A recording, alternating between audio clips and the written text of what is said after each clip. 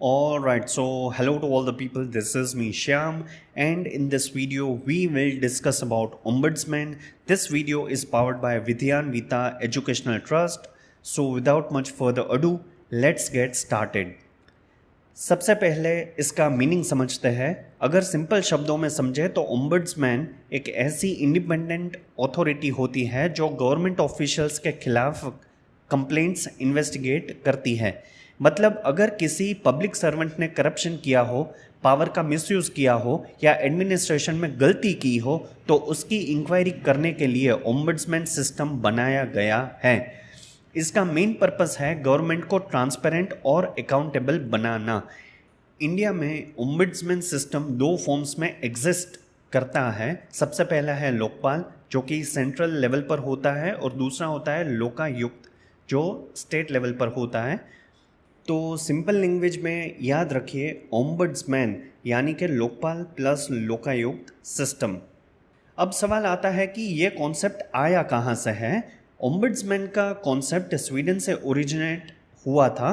बाद में दुनिया के कई कंट्रीज़ ने इस मॉडल को एडॉप्ट किया ताकि गवर्नमेंट करप्शन को कंट्रोल किया जा सके। इंडिया में भी काफ़ी सालों तक डिबेट चलता रहा कि करप्शन को रोकने के लिए क्या मैकेनिज्म होना चाहिए। फाइनली लोकपाल एंड लोकायुक्ताज एक्ट 2013 के थ्रू इंडिया में ओम्बड्समैन सिस्टम ऑफिशियली एस्टेब्लिश किया गया। अब हम बात करते हैं लोकपाल की मीनिंग एंड ऑब्जेक्टिव। लोकपाल एक इंडिपेंडेंट स्टैट्यूटरी बॉडी है जो लोकपाल एंड लोकायुक्ताज एक्ट 2013 के अंडर एस्टैब्लिश की गई है।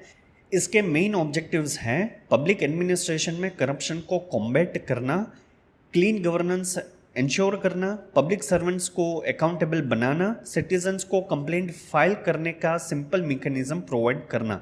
मतलब अगर किसी सिटीजन को लगता है कि गवर्नमेंट ऑफिसर ने करप्शन किया है तो वो डायरेक्ट लोकपाल के पास कंप्लेंट फाइल कर सकता है। कॉम्पोजिशन ऑफ लोकपाल की बात करें तो लोकपाल इंस्टीट्यूशन में होते हैं एक chairperson and maximum 8 other members, और कॉम्पोजिशन में कुछ इंपॉर्टेंट रिक्वायरमेंट्स भी होती हैं। 50% मेंबर्स जुडिशियल मेंबर्स होने चाहिए और कम से कम 50% members SC, ST, OBC, minorities या वुमेन कैटेगरी से होने चाहिए। इसका पर्पस है रिप्रेजेंटेशन और फेयरनेस मेंटेन करना। अब बात करते हैं अपॉइंटमेंट ऑफ लोकपाल की। लोकपाल को अपॉइंट करने के लिए सिलेक्शन कमेटी होती है। इस कमेटी में इंक्लूड होते हैं प्राइम मिनिस्टर जो कि चेयरपर्सन होते हैं, speaker of Lok Sabha, leader of opposition in Lok Sabha, chief justice of India या उनका नॉमिनी, एक एमिनेंट ज्यूरिस्ट। एक इम्पॉर्टेंट जुडिशियल क्लैरिफिकेशन भी है, अगर लीडर ऑफ ऑपोजिशन प्रेजेंट ना हो तब भी लोकपाल की अपॉइंटमेंट इनवैलिड नहीं होती। अब सबसे इम्पॉर्टेंट क्वेश्चन आता है कि लोकपाल किन लोगों के अगेंस्ट इन्वेस्टिगेशन कर सकता है, यानी लोकपाल का ज्यूरिसडिक्शन कितना है। लोकपाल कंप्लेंट्स इन्वेस्टिगेट कर सकता है अगेंस्ट प्राइम मिनिस्टर कुछ सेफगार्ड्स के साथ, union ministers, members of parliament, central government officials group ABCD, NGOs या ट्रस्ट्स जो गवर्नमेंट या फॉरेन फंडिंग रिसीव करते हैं। मतलब प्रैक्टिकली देखें तो लोकपाल का ज्यूरिसडिक्शन काफ़ी वाइड है। Now we'll talk about matters excluded from the Lokpal jurisdictions। कुछ ऐसे मैटर्स भी हैं जहां लोकपाल इन्वेस्टिगेशन नहीं कर सकता, जैसे कि सुप्रीम कोर्ट और हाई कोर्ट के जजेस, जो मैटर्स ऑलरेडी कोर्ट्स में पेंडिंग है उसका, एनोनिमस या फ्रिवोलस कंप्लेंट्स का, प्राइम मिनिस्टर के कुछ मैटर्स जो रिलेट करते हैं national security, foreign relations, public order और एटॉमिक एनर्जी रिलेटेड। अब बात करते हैं पावर्स ऑफ लोकपाल की। लोकपाल के पास सिविल कोर्ट जैसे पावर्स भी होते हैं, जैसे कि विटनेस को समन करना, डॉक्यूमेंट्स मंगवाना, सर्च और सीजर ऑर्डर करना, CBI को इन्वेस्टिगेशन डायरेक्ट करना, CBI इन्वेस्टिगेशन को सुपरवाइज करना। सेक्शन 26 के अंडर लोकपाल चार्जशीट फाइल होने से पहले भी सर्च ऑथोराइज कर सकता है।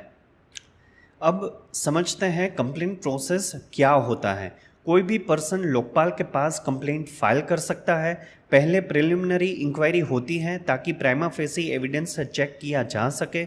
अगर एविडेंस मिलता है तो फुल इन्वेस्टिगेशन स्टार्ट होती है। इन्वेस्टिगेशन के बाद लोकपाल प्रोसिक्यूशन या डिपार्टमेंटल एक्शन रेकमेंड कर सकता है। जुडिशियल रिव्यू की अगर हम लोग बात करें तो लोकपाल पावरफुल इंस्टीट्यूशन है, लेकिन एब्सोल्यूट पावर नहीं है उनके पास। उसके डिसीजंस चैलेंज किए जा सकते हैं।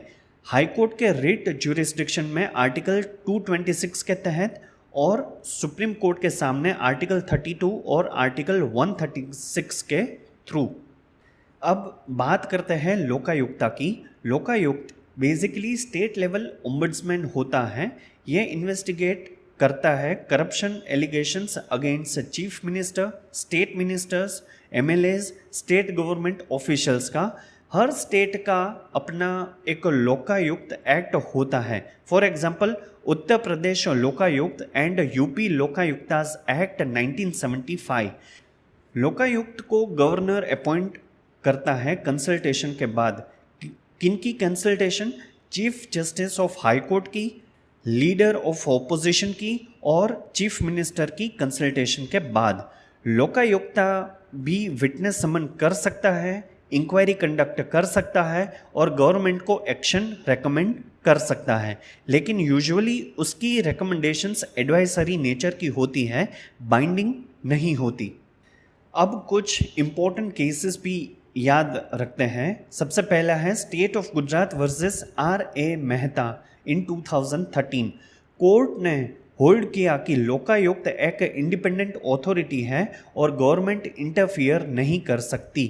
दूसरा केस है justice Sanjay Mishra versus state of Uttar Pradesh in 2016। Supreme court ने आर्टिकल 142 यूज करके लोकायुक्त अपॉइंट किया जब कंसल्टेशन प्रोसेस डेडलॉक में था तब। तीसरा केस है common cause versus union of India 2017। Leader of opposition की एब्सेंस और लोकपाल अपॉइंटमेंट को डिले नहीं कर सकती। चौथा केस है श्रीरंगम वर्सेस कर्नाटका लोकायुक्त इन 1998। लोकायुक्त करप्शन इन्वेस्टिगेशन कंटिन्यू कर सकता है इवन इफ गवर्नमेंट विड्रॉ करने की कोशिश करे तो भी। कंक्लूजन में सिंपल तरीके से याद रखिए कि लोकपाल और लोकायुक्ता इंडिया के इम्पोर्टेंट एंटी करप्शन इंस्टीट्यूशंस हैं। लोकपाल सेंट्रल लेवल पर काम करता है, लोकायुक्त स्टेट लेवल पर काम करता है। ये इंस्टीट्यूशंस इंश्योर करते हैं कि इवन हाई पब्लिक ऑफिशियल्स भी अकाउंटेबल रहे। इस तरह ओम्बड्समैन सिस्टम ट्रांसपेरेंसी, अकाउंटेबिलिटी और क्लीन गवर्नेंस को प्रमोट करता है, जो डेमोक्रेटिक एडमिनिस्ट्रेशन के लिए बहुत ज़रूरी है।